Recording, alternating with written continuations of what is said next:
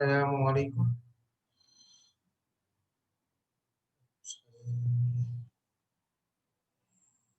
मेरी आवाज़ सबको क्लियर आ रही है? काइंडली एक्नॉलेज कर दें मुझे एक दफ़ा।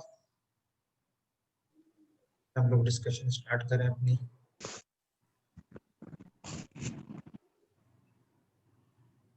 मेरी आवाज़ क्लियर है सबको?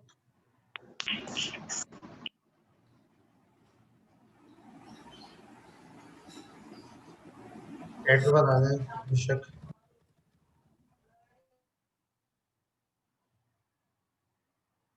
ऑलराइट, ठीक है, गुड है। अच्छा, मेरी वैसे इलेक्ट्रिसिटी सप्लाई ऑफ है, तो होपफुली जब तक ये चार्जिंग इसकी चल रही है लैपटॉप की, मैं चलता रहूंगा इसके ऊपर। आई होप 9 तक शायद लाइट आ जाए, तो फिर फौरन मैं चार्ज पे लगा के कंटिन्यू कर लूंगा। सही। तो अगर बीच में कहीं बंद हो तो फिर बता दीजिए, तो परेशान मत रहिएगा, मैं रिकनेक्ट कर लूंगा। रिजल्ट के बारे में मैं सब बातें बताता हूँ बिल्कुल।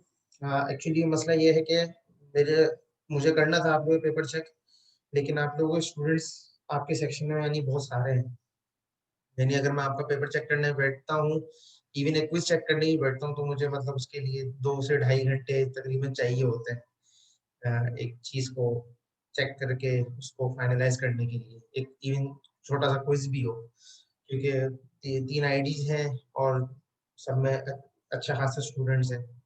तो ये मसला है। तो आप लोगों का रिजल्ट होपफुली नेक्स्ट वीक तक मैं कोशिश करूंगा कि फाइनलाइज करके आप लोगों को मैं एलएमएस पे अपलोड करके बता दूं। ठीक है, एलएमएस पे अपलोड हो जाएगा, मैं गूगल क्लासरूम पे वो कर दूंगा, एक मैसेज कर दूंगा कि अपना रिजल्ट देख लें। ठीक है। फिर जिन स्टूडेंट्स को लग रहा होगा कि हमारे मार्क्स में इशू है, या जिन स्टूडेंट्स से प्लेजरिज्म वगैरह अगर किसी ने किया हुआ, तो उसको फिर उसका स्पेशल ट्रीटमेंट होगा। ठीक है, उसका अलग से उसके साथ मीटिंग होगी। ठीक है, तो वो फिर अलग सेपरेट है। आई होप, मुझे उम्मीद है कि आप लोगों ने नहीं किया होगा, लेकिन अगर अल्लाह ना करे किसी ने किया हो, तो फिर उसको उसका खमियाजा भुगतना पड़ेगा, उसके मार्क्स अलग कटेंगे, फिर बाकी डिस्कशन अपनी जगह होगी। ठीक है। आप लोगों को अभी तक मैंने पेपर चेक नहीं की है। जो दूसरा कोर्स आज के दिन होता है मेरे पास ऊप का, उसका पेपर मैंने चेक कर लिए हैं, क्योंकि उसमें बच्चे कंपैरेटिवली आपकी क्लास से कम थे, तो इसलिए ये काम हो सका। तो मैं इंशाल्लाह, कोशिश है मेरी कि इस वीक में फुल एफर्ट्स लगा के आप लोगों के पेपर्स को फाइनलाइज कर दूं, और आपके क्विज नंबर 2 के मार्क्स भी फाइनलाइज कर दूं। तो ये चीज़ें इंशाल्लाह हो जाएंगी, और जैसी होंगी तो मैं एलएमएस के ऊपर गूगल क्लासरूम पे आप लोगों को मैसेज कर दूंगा। ठीक है, तो आप लोग परेशान मत हो। आप लोग नंबर्स कहीं नहीं जाएंगे, नंबर्स आप लोगों को मिलेंगे। ठीक है। अच्छा जी, इसके अलावा जो हमारी लास्ट टाइम डिस्कशन हुई थी, वो तो एक रिवीजन हमने बेसिकली किया था, और रिवीजन में भी हमने ज़्यादातर जो डिस्कशन थी हमारी वो थी बाइनरी सर्चिंग और इंसर्शन और सिलेक्शन सॉर्ट एल्गोरिथम वगैरह को हमने देखा था, और इस तरीके से कोर्स के बाकी जो पार्ट्स थे उनको रिव्यू किया था एक तरीके से। आज की जो टारगेट है जिसको डिस्कस करना है आज स्पेसिफिकली, वो ऑपरेटिंग सिस्टम है। ठीक है, जो कि एक वन ऑफ द, आप ये कह रहे हैं कि बेसिक्स ऑफ कंप्यूटर साइंस, आपके जो कोर है कंप्यूटर साइंस का, वो एक तरीके से ऑपरेटिंग सिस्टम का मैकेनिज्म आपको पता होना चाहिए कि OS, as a computer scientist, OS कैसे काम करता है, ओएस होता क्या है, और ओएस के अंदर डिफरेंट जो चीज़ें हैं, फीचर्स हैं, और डिफरेंट जो काम हम कर सकते हैं वो कैसे कर सकते हैं, कैसे परफॉर्म कर सकते हैं। तो ये चीज़ बेसिकली देखना, उसको डिस्कस करना टारगेट है। बाय द वे, बुक का ये चैप्टर नंबर 3 है, या 4 है, मेरे ख्याल से 3 है ओएस का। ठीक है, चैप्टर नंबर 3 है, इसके बाद चैप्टर नंबर 4 नेटवर्किंग का है। तो इंशाल्लाह इसके बाद हम नेटवर्किंग ही पढ़ेंगे, तो 3 4 अभी पढ़ेंगे हम सीक्वेंस में। उसके बाद मैं कोशिश करूंगा थोड़ा सा एआई साइड को टच कर लूँ पहले, या फिर देखूंगा वो, तो भी वो मैं बता दूंगा। है। अभी के लिए फिलहाल हम ओएस डिस्कस कर रहे हैं। ठीक है, तो जैसे हम करते हैं, अपना एजेंडा लिख लेते हैं, थोड़ा सी मेजर की पॉइंट्स लिख लेते हैं कि क्या क्या डिस्कस करेंगे। स्टार्ट हम ओएस से करेंगे। ठीक है, उसके बाद कुछ फीचर्स की बात कर लेंगे, जो कि ओएस डिफरेंट ऑपरेटिंग सिस्टम्स के अंदर फीचर मिलते हैं। ठीक है, ऑपरेटिंग सिस्टम की सिर्फ विंडोज ही दुनिया में नहीं है, और भी ऑपरेटिंग सिस्टम्स हैं, तो उन सब के कलेक्टिव फीचर्स की थोड़ी सी बात कर लेंगे। फिर इसकी हायरार्की है एक,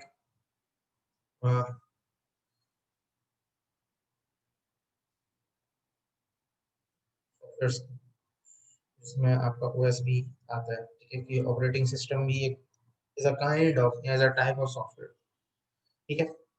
तो ओएस से स्टार्ट करते हैं, बाकी चीजें हैं फिर हम साथ साथ देखते रहूंगा, क्योंकि वैसे ही जब सेशन एंड होता है तो ये सारी चीजें मिट जाती हैं, तो इसलिए कोई फायदा नहीं है ज्यादा लिखने का।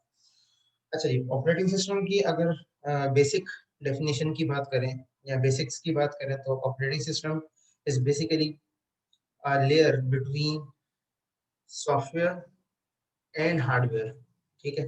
आप ये कह सकते हैं कि जो आपका ऑपरेटिंग सिस्टम होता है, ठीक है, बेसिकली उसका काम ये है कि ह्यूमन की इंस्ट्रक्शंस को हार्डवेयर तक पहुंचाना, और हार्डवेयर जो ह्यूमन की इंस्ट्रक्शन के ऊपर प्रोसेसिंग कर रहा है, जो काम कर रहा है, उस प्रोसेसिंग प्रोसेस डेटा को वापस ह्यूमन को रिटर्न, ठीक है।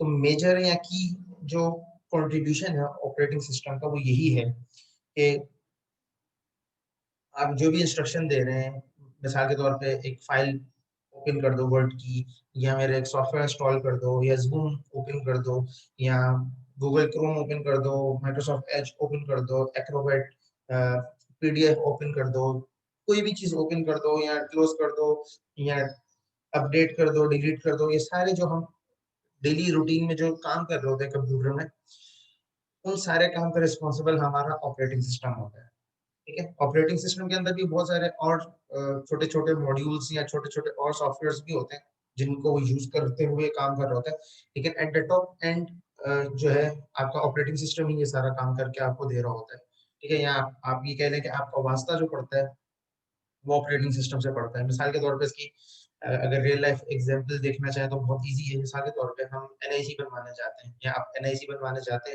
गए होंगे, तो एनआईसी जब आप बनवाते हैं तो आपका एक विंडो से वास्ता पड़ता है, ठीक है, जिसमें आप जाते हैं, आप बताते हैं भाई मुझे एनआईसी बनवाना है, वो बोलते हैं अच्छा आपका नाम क्या है, आपके पेरेंट्स का एनआईसी, वो देखते हैं और आपको एक फॉर्म निकाल के आपको टोकन नंबर दे देते हैं कि आप इस टोकन नंबर पे आगे प्रोसीड करिएगा, अपनी इन्फॉर्मेशन अपडेट करते रहें, और फाइनली आपको एक फॉर्म मिलेगा जिसके ऊपर आपका थोड़ा डाटा होगा नादरा के डेटाबेस से जो आ रहा होगा, ठीक है। जो नादरा के पास ऑलरेडी आपके फैमिली का ट्री पूरा स्टोर होता है या बना हुआ होता है, वो आ रहा होगा, और आपकी डिटेल्स आ रही होंगी कुछ, ठीक है। तो ये तो आपने एक छोटा सा एक ऊपर से देखा, ठीक है, कि आपने एक प्रोसेस देखा कि एनआईसी बनाना तो ये है, लेकिन उसके पीछे भी बहुत सारे और सब प्रोसीजर्स हैं, ठीक है। वो पीछे जाता है इस्लामाबाद, इस्लामाबाद से वेरिफिकेशंस होती हैं, फिर उसके बाद फिर वो एनआईसी बनता है, प्रिंट होता है, कार्ड बनता है, कार्ड शेप में आता है, और कार्ड शेप फिर आपको आपको जिस पॉइंट पे आपने बेसिकली सब्सक्राइब किया था या जहां से आपने अप्लाई किया था वहां पे आता है, फिर आप जाके उस डेट को, ड्यू डेट के ऊपर आप वो लेते हैं या रिसीव करते हैं। तो सिमिलरली ऑपरेटिंग सिस्टम भी कंप्यूटर के अंदर यही काम कर रहा होता है, ठीक है, कि हम जो भी इंस्ट्रक्शंस कंप्यूटर को दे रहे होते हैं, तो ऑपरेटिंग सिस्टम हमें सामने तो बाहर ही लग रहा होता है कि हम क्लिक कर रहे हैं, या हम एक सॉफ्टवेयर ओपन कर रहे हैं, या सॉफ्टवेयर चला रहे हैं, या उसके ऊपर कोई काम कर रहे हैं, लेकिन बैक के ऊपर ऑपरेटिंग सिस्टम काफी सारी चीजों को हैंडल कर रहा होता है, जिसकी बेस के ऊपर हमारा काम फ्लेक्सिबली या इजीली हो रहा होता है, ठीक है। तो इसी तो सॉफ्टवेयर ओएस की जो वन लाइन डेफिनेशन अगर कहें तो वो ये होगी, an abstraction between software and hardware, ठीक है। सॉफ्टवेयर और हार्डवेयर के बेसिकली बीच में जो एक लेयर है, उसको हम ऑपरेटिंग सिस्टम कहते हैं, जो कि दोनों को कनेक्ट करती है। इंटरमीडिएटर भी कह सकते हैं आप इसको, एक और वर्ड या टर्मिनोलॉजी जिसके लिए यूज की जा सकती है वो इंटरमीडिएटर भी है, ठीक है। यहाँ तक क्लियर है सबको? ओएस समझ आ गया, what is OS?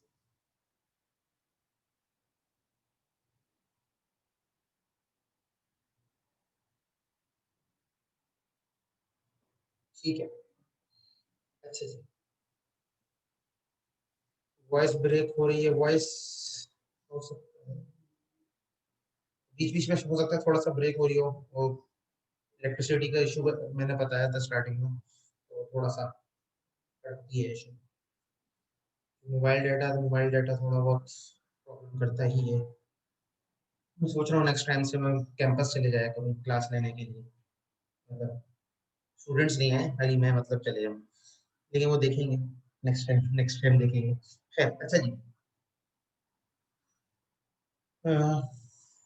Ji, features of OS की फिर अब बात कर लेते हैं। ओएस जब हमें समझ आ गया कि ओएस है क्या, एक इंटरमीडिएटर है, तो ये जो इंटरमीडिएशन का जो काम करता है ऑपरेटिंग सिस्टम, वो कैसे करता है, ठीक है, इस चीज को थोड़ा सा एक्सप्लोर कर लेते हैं, इस चीज को थोड़ा सा चेक कर लेते हैं, ठीक है। तो ओएस जो फीचर्स हैं या की फीचर्स हैं, ठीक है, एक तो फीचर्स आप ये भी कह सकते हैं कि ओएस फास्ट होता है, एक्यूरेट होता है, इस तरह के फीचर्स भी होते हैं। वो फीचर्स अपनी जगह स्टैंड करते हैं, लेकिन अब आप थोड़ा सा एडवांस लेवल पे क्योंकि कोर्स को पढ़ रहे हैं, तो थोड़ा सा एडवांस या इन डेप्थ थोड़ा सा फीचर्स को अब हम देखेंगे, ठीक है। तो जिन फीचर्स की हम बात करेंगे, ठीक है, वो उसमें सबसे पहले बैच प्रोसेसिंग, ठीक है। बैच प्रोसेसिंग होती क्या है मैं बताऊंगा, ऑब्वियसली आपको बताता हूँ। इसके बाद real time processing, time sharing या टाइम बेस्ड ऑपरेटिंग सिस्टम्स, और इसी तरीके से मल्टीटास्किंग और इंटरेक्टिव प्रोसेसिंग।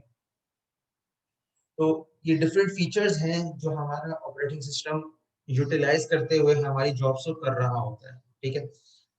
यानी बैक के ऊपर जब हम कंप्यूटर को कोई भी इंस्ट्रक्शन देते हैं, तो बैक के ऊपर जो मल्टीपल टास्क हो रहे होते हैं, वो इन सारे फीचर्स को यूज करते हुए हो रहे होते हैं, ठीक है। फीचर्स के मैं एक दफा नाम भी लिख देता हूँ, ठीक है।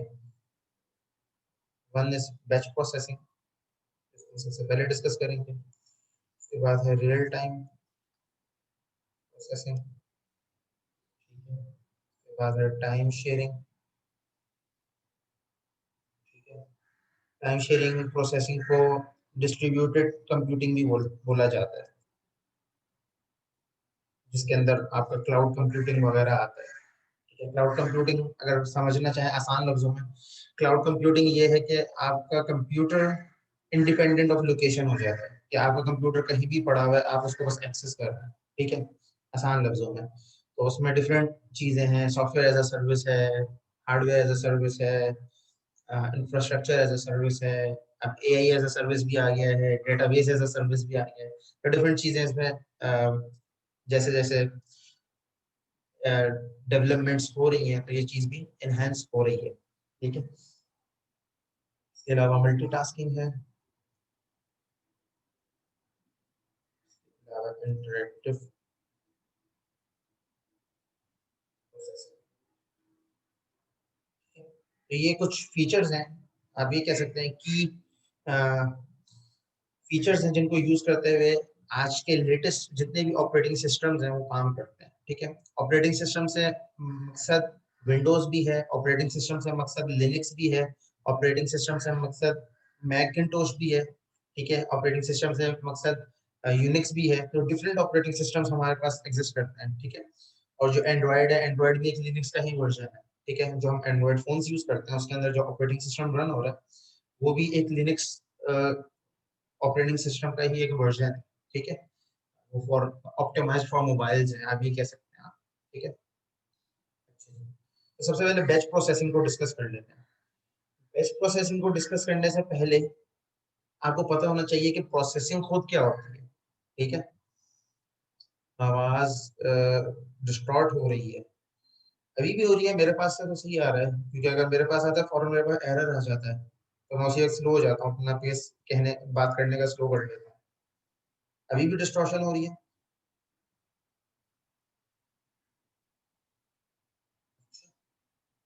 ये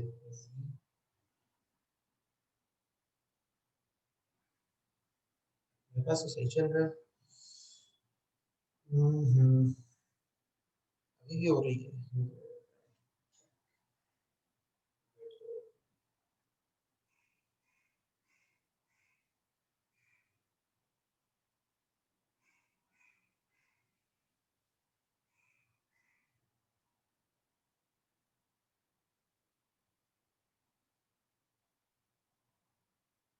मेरे पास तो स्पीड सही आ रही है भाई, एक दफा रिकनेक्ट करके देख लो, या मैं रिकनेक्ट करूँ। पहले सेशन को, जो फर्स्ट सेशन है उसको देखो, अगर फिर भी स्टिल प्रॉब्लम हो रहा हो तो फिर कुछ और अल्टरनेटिव पे जाते हैं। आई होप जब तक इलेक्ट्रिसिटी की सप्लाई भी आ जाएगी, तो फिर कनेक्शन थोड़ा स्ट्रांग हो जाएगा, वाईफाई पे आ जाऊंगा तो फिर बेहतर हो जाएगा, ठीक है। अभी मैं कोशिश करता हूँ थोड़ा थोड़ा स्लो स्लो बोलता हूँ, ताकि आप लोगों को थोड़ा सा समझ आए। मैं ये फोन यूज नहीं कर रहा, मैं अभी जैस का यूज कर रहा हूँ। भारत ये फोन नहीं यूज कर रहा है।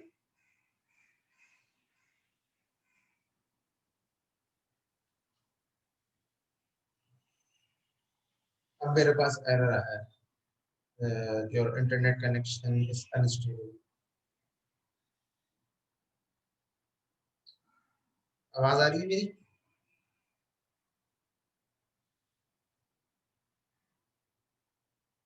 आवाज आ रही है? ओके, चलो मैं थोड़ा स्लो स्लो बोलता हूँ। बात कर, देखते हैं। अच्छा जी, तो बैच प्रोसेसिंग समझने के लिए ये जो डिफरेंट फीचर्स लिखे हैं, उस फीचर्स के लिहाज से डिफरेंट ऑपरेटिंग सिस्टम के अंदर डिफरेंट फीचर्स पाए जाते हैं। ठीक है, हर फीचर हर ऑपरेटिंग सिस्टम के अंदर नहीं होगा। ठीक है, मिसाल के तौर पे batch processing, time sharing, multitasking जो मिसाल के तौर पे विंडोज के अंदर है। ठीक है, लेकिन रियल टाइम प्रोसेसिंग की कैपेबिलिटी इतनी अच्छी नहीं है विंडोज के अंदर, वो ज्यादा बेहतर लिनक्स के अंदर है। इसी तरीके से डिफरेंट ऑपरेटिंग सिस्टम की डिफरेंट कैपेबिलिटीज हैं। ठीक है, मैक की डिफरेंट कैपेबिलिटीज हैं, लिनक्स यूनिक्स की अपनी कैपेबिलिटीज है, विंडोज की अलग कैपेबिलिटीज हैं। लेकिन अभी हमारा जो टारगेट है वो इन ऑपरेटिंग सिस्टम को कंपेयर करना नहीं है। हमारा टारगेट बेसिकली प्रोसेसिंग को डिस्कस करना है, और जो इन जनरल ऑपरेटिंग सिस्टम्स के अंदर जो चीजें मिलती हैं, जो पाई जाती हैं, जो कह लें आप कैपेबिलिटीज मिलती हैं, उन सबको स्टडी करना है। ठीक है, ताकि हमें सबका पता हो। सही। अच्छा जी, पैरेट के नाम से तो ओएस मैंने कोई नहीं सुना। पैरेट में भी शायद हो कोई के कोई फ्लेवर हो, क्योंकि लिनक्स और यूनिक्स के अंदर ये कैपेबिलिटी है। मतलब ये आप कर सकते हैं कि उसके कर्नल, अभी मैंने वो पढ़ाया नहीं है, वो आगे मैं पढ़ाऊंगा आज ही इंशाल्लाह। तो कर्नल को अपडेट कर सकते हैं उसके। तो कर्नल के अंदर जब आप चेंजेस कर सकते हैं, तो फिर आप ऑपरेटिंग सिस्टम का भी अपना फ्लेवर बेसिकली बना सकते हैं, जिस टाइप का आपको पसंद हो। जैसे आप उसकी थीम चेंज कर सकते हैं, या कुछ और छोटे मोटे फीचर्स को चेंज कर सकते हैं। ठीक है, ये टैब कहाँ नजर आए, कौन सी चीज कहाँ नजर आए, लाइक दैट। यूआई को थोड़ा सा, मतलब यूजर इंटरफेस को थोड़ा सा चेंज कर सकते हैं, उसकी थीम चेंज कर सकते हैं, इस तरह की चीजें। ऑलराइट, बैच प्रोसेसिंग से पहले प्रोसेसिंग हमें क्लियर होनी चाहिए, प्रोसेसिंग होती क्या है। ठीक है, फिर बैच भी समझ लेंगे। प्रोसेसिंग बेसिकली जब भी आप कोई भी कंप्यूटेशन परफॉर्म करते हैं, या जब भी आप कोई कंप्यूटेशन का काम कंप्यूटर को देते हैं, तो कंप्यूटर हमेशा उस जो टास्क है, जो जॉब है, उसको प्रोसेस करता है। ठीक है, और जब आपके पास मल्टीपल जॉब आ जाए एट अ टाइम, ठीक है, या मल्टीपल जॉब्स आप कंप्यूटर को जब एक साथ एलोकेट करें, ठीक है, तो उनको एक साथ रिजोल्यूट करने के लिए या उनको सॉल्व करने के लिए जो प्रोसेस होता है उसको, या कंप्यूटेशन होती है, उसको प्रोसेसिंग कहते हैं। ठीक है, मिसाल के तौर पे जैसे हम कैलकुलेटर यूज कर रहे हैं लेट्स से कंप्यूटर में, और हमने या एक गेम प्ले कर रहे हैं। ठीक है, तो गेम प्लेइंग के दौरान ग्राफिक्स ग्राफिकल प्रोसेसिंग यूनिट जो होता है हमारे कंप्यूटर के अंदर, या जो भी ग्राफिक्स होती है, बिल्ट इन ग्राफिक्स होती हैं, वो हमारा ऑपरेटिंग सिस्टम उनको भी यूज कर रहा होता है, ताकि जो भी आप मैप खेल प्ले कर रहे हैं, या जो भी लोकेशन प्ले कर रहे हैं, वो सही से आपको रेंडर होके नजर आए। ठीक है, इसी तरीके से कोई अगर आप कॉम्प्लेक्स कैलकुलेशन कर रहे हैं, कोई मैथमेटिकल सॉफ्टवेयर चला रहे हैं जो कि आपको मैथमेटिकल इक्वेशन सॉल्व करके दे रहा है, तो उसके अंदर भी बैक पे कंप्यूटर बहुत सारे प्रोसेसेस चला रहा होता है। ठीक है, या कंप्यूटेशंस कर रहा होता है। तो इन शॉर्ट जो हम कंप्यूटेशन कंप्यूटर को देते हैं उसको प्रोसेसिंग भी कहते हैं। ठीक है, computation and processing is same in sense of job, अगर जॉब के सेंस में देखें, वरना कंप्यूटेशन की अपनी एक अलग वर्ल्ड है, प्रोसेसिंग की अपनी अलग वर्ल्ड है। ठीक है, तो बैच प्रोसेसिंग क्या है?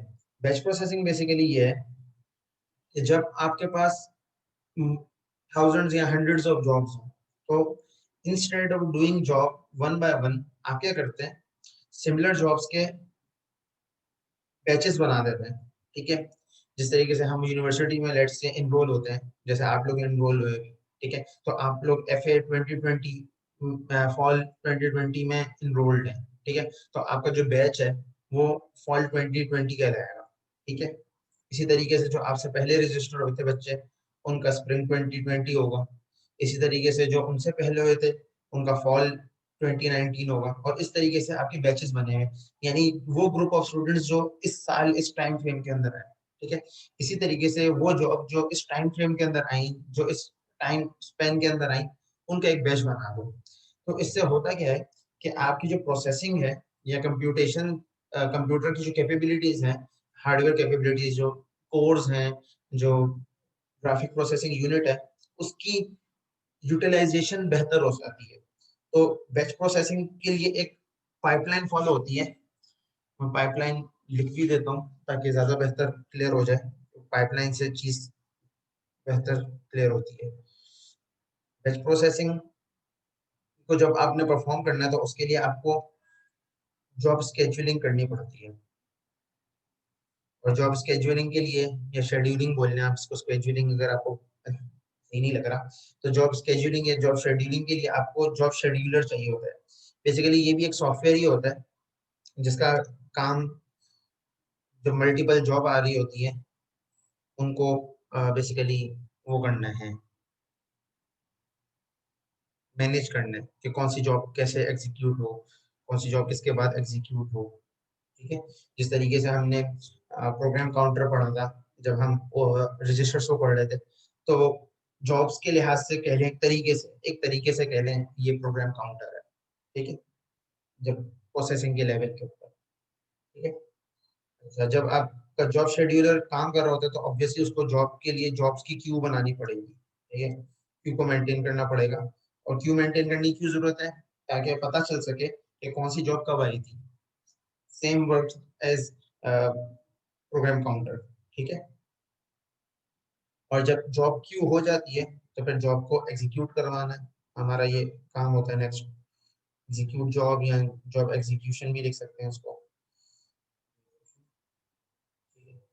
और इसके बाद फाइनली जब आपकी जॉब एग्जीक्यूट हो जाए, जब आपकी जॉब परफॉर्म हो जाए, उसके रिजल्ट को मैनिपुलेट करना, यानी उसके रिजल्ट को सॉल्व करना, उसके रिजल्ट को डिस्प्ले करना, ठीक है। तो जब भी आप कंप्यूटर को जॉब देते हैं या मल्टीपल जॉब्स देते हैं, लेट्स से मैं स्क्रीन शेयर चेंज करता हूँ, एक मिनट, मैं आपको वो दिखाता हूँ।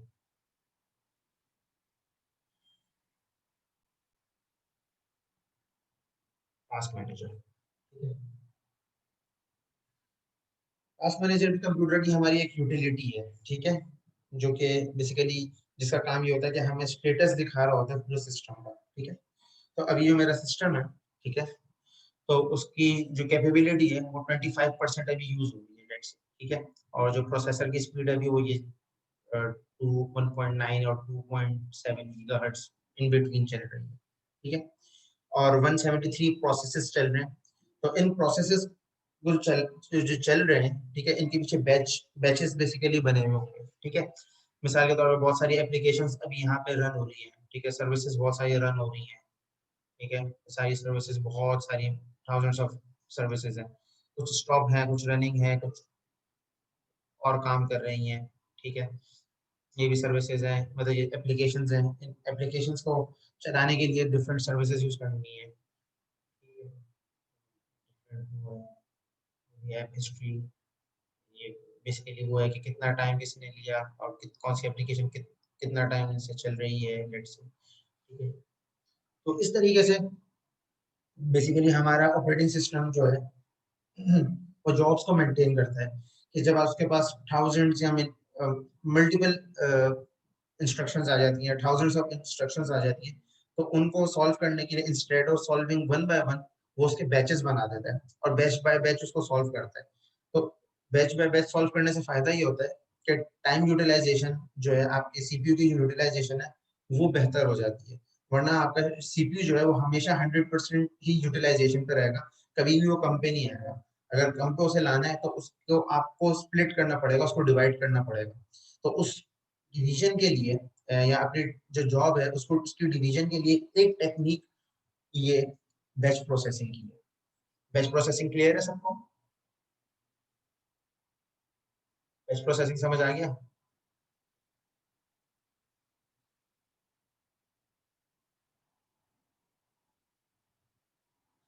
अच्छा, बैच प्रोसेसिंग के अलावा जो दूसरी अप्रोचेज हैं, उसमें सेकंड जो अप्रोच लिखी हुई वो है real time processing. Real time processing का मतलब क्या है? रियल टाइम प्रोसेसिंग का मतलब ये है कि जैसे ही मैं उसको जॉब दूं कंप्यूटर को, तो वो फौरन मेरी वो जॉब परफॉर्म हो जाए। ठीक है, ये ना हो कि मैंने जॉब दी, वो कुछ टाइम बाद वो उस जॉब को शेड्यूल करके मेंटेन करके फिर मुझे वो जॉब करके दे रहा है। मिसाल के तौर पे मैंने एक सॉफ्टवेयर ओपन किया, ठीक है, मैं सॉफ्टवेयर ओपन कर रहा हूँ, ये ना हो कि वो सॉफ्टवेयर मेरा 5 मिनट बाद ओपन हो रहा है। क्यों? क्योंकि भाई 1 मिलियन इंस्ट्रक्शंस पहले से पड़ी हुई हैं, जॉब्स जॉब्स पड़ी हुई हैं शेड्यूल होने के लिए। तो आपकी जो जॉब है वो, उसका जो नंबर है वो 1001 है। तो जब 1001 वंथ इंस्ट्रक्शन आएगी या जॉब आएगी, तो फिर मैं आपका जो सॉफ्टवेयर है तब चलाऊंगा। तो ऐसा ना हो, ठीक है। तो इस मैकेनिज्म को हैंडल करने के लिए रियल टाइम प्रोसेसिंग यूटिलाइज होती है। रियल टाइम प्रोसेसिंग, मेरा नेट फिर अनस्टेबल हो गया। रियल टाइम प्रोसेसिंग के एक और जो एप्लीकेशन नजर आती है, वो बेसिकली हमारा क्लाउड के अंदर नजर आती है। मिसाल के तौर पे हम लोग जब भी वॉइस गई, वॉइस पे ब्रेक हो रही है, मैं ये कह रहा हूँ रियल टाइम प्रोसेसिंग जो है, रियल टाइम प्रोसेसिंग के लिए मैं कोशिश करता हूँ थोड़ा स्लो स्लो बोलता हूँ। लाइट भी माशाल्लाह है, मुझे एक्सपेक्टेड था कि 9 बजे तक आ जाएगी, आई नहीं अभी तक। लेट्स सी, देखते हैं क्या होता है, ट्राई करते हैं। आप भी चले, मैं भी कोशिश करता हूँ कुछ ना कुछ। राइट, अच्छा जी। तो time process, real time processing की जो मैं ये बोल रहा था कि एप्लीकेशन अगर आपको उसकी देखनी है, तो एक इसकी जो एप्लीकेशन आपको बेहतर नजर आएगी वो क्लाउड कंप्यूटिंग के अंदर नजर आएगी। फिर क्लाउड कंप्यूटिंग के अंदर हम क्या कर रहे होते हैं कि हमारे पास मल्टीपल सोर्सेज से डाटा आ रहा होता है, ठीक है। क्योंकि हम लोग इंडिपेंडेंट ऑफ सिस्टम होते हैं, यानी हमें हार्डवेयर को रख के बैठने की जरूरत नहीं है, हमें खाली एक डिवाइस चाहिए जिससे हम उस रिसोर्स तक पहुंच सकें। ठीक है, तो वो डिवाइस एक मोबाइल फोन भी हो सकता है, वो डिवाइस एक लैपटॉप भी हो सकता है, वो डिवाइस कुछ और चीज भी हो सकती है। ठीक है, तो उस डिवाइस से जब हम पहुंच जाएंगे उस कंप्यूटिंग रिसोर्स के ऊपर, या उस कंप्यूटेशन रिसोर्स तक हमारी रसाई हो जाएगी, तो उसके ऊपर फिर हम प्रोसेसिंग या जॉब उसको सेंड कर सकते हैं। मिसाल के तौर पे मुझे 1000 नंबर्स का सम चाहिए, ठीक है।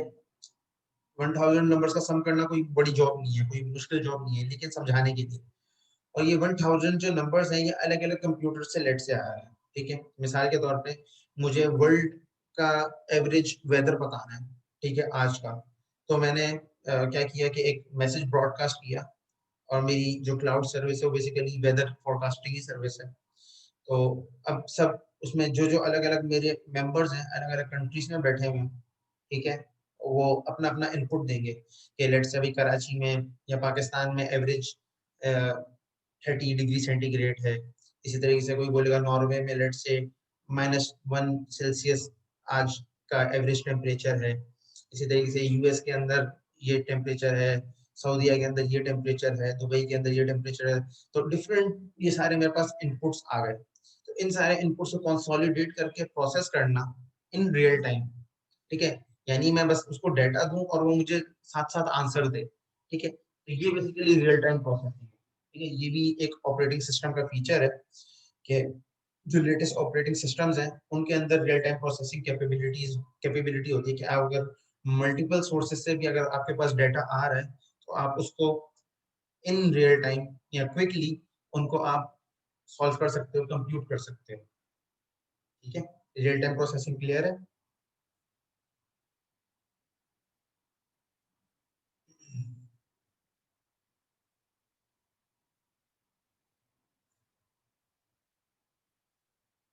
क्लियर है, गुड है। अच्छा जी, इसके बाद जो हमारे पास जो फीचर है वो टाइम शेयरिंग कंप्यूटिंग है, या डिस्ट्रीब्यूटेड कंप्यूटिंग जिसको कहा जाता है वो है। डिस्ट्रीब्यूटेड कंप्यूटिंग एक बहुत ब्रॉड स्पेक्ट्रम है इसका। ब्रॉड इसलिए बोल रहा हूँ मैं, प्रिंट लिख दिया ताकि इसके मैंने इसके जो डिस्कशन इसके पॉइंट्स अगर बोलो तो ये है, मैं लिख देता हूँ एक दफा। रियल टाइम,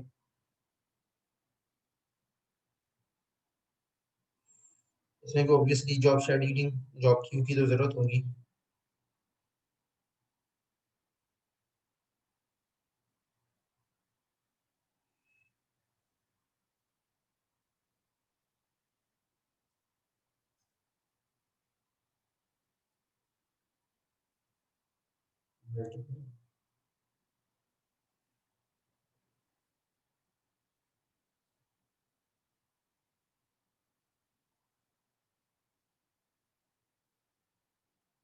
ऐसा मतलब एज सुन एज पॉसिबल, ठीक है। एंड देन पाने दे, रिजल्ट दे दे।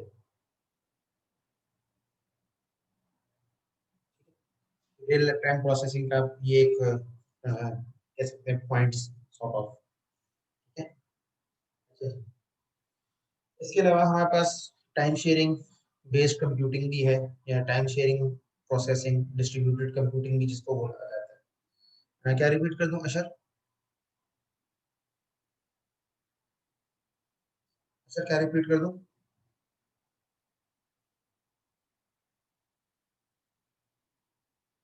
रियल टाइम को भी मैं रिपीट कर दूं। अच्छा, रियल टाइम प्रोसेसिंग बेसिकली ये है कि मिसाल के तौर पे आपकी जो मिसाल के तौर पे आपके पास जो इंफॉर्मेशन है, ठीक है, या जो डेटा है, वो मल्टीपल सोर्सेज से आ रहा है, ठीक है।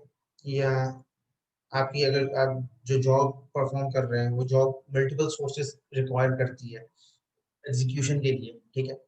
तो रियल टाइम प्रोसेसिंग से आप क्या कर सकते हैं कि अपनी प्रोसेसिंग स्पीड को फास्ट कर सकते हैं, ठीक है। मैंने इसमें एग्जांपल दी कि रियल टाइम प्रोसेसिंग की ज्यादा बेहतर एप्लीकेशन आपको क्लाउड कंप्यूटिंग के अंदर नजर आती है।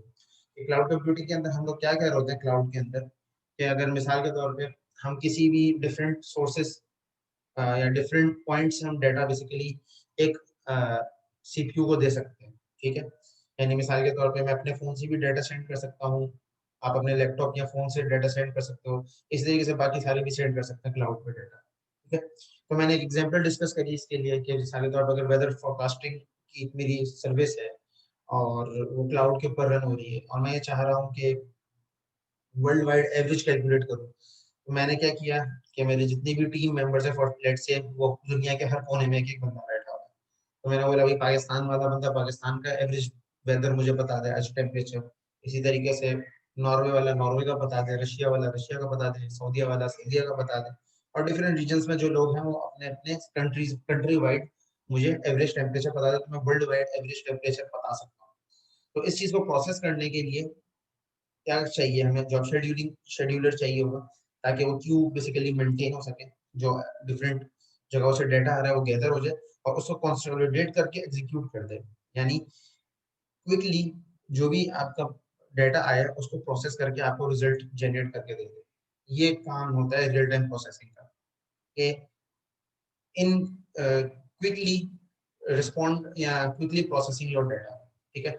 जो उसको जॉब दी जाए वो फौरन करके आपको दे दे परफॉर्म, ठीक है। इसके लिए वो शेड्यूलिंग वगैरह कर रहा होगा, लेकिन वो कंपैरेटिवली थोड़ा फास्ट होती है, ठीक है। और रियल टाइम के अंदर मल्टीपल सोर्सेज भी हो सकती है जैसा कि पहले बताया।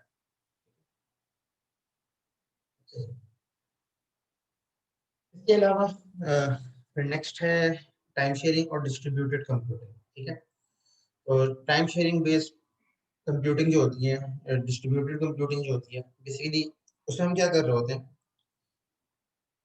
हम अपने टास्क को सिस्टम्स वाइड या different operating systems wide distribute कर देते हैं।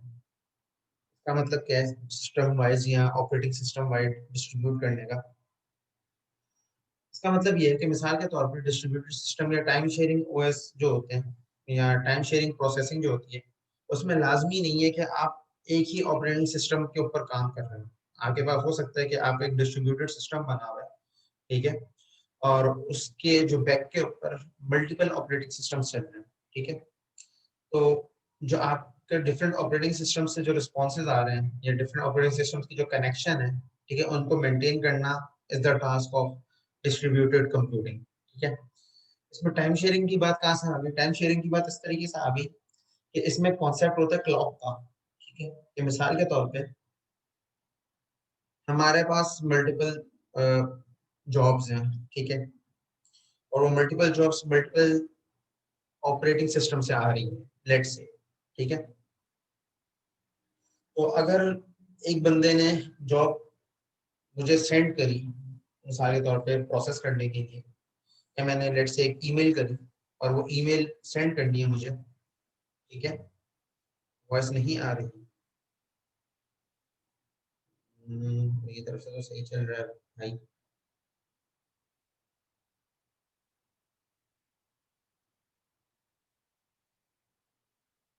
वॉइस नहीं आ रही है, अभी भी नहीं आ रही।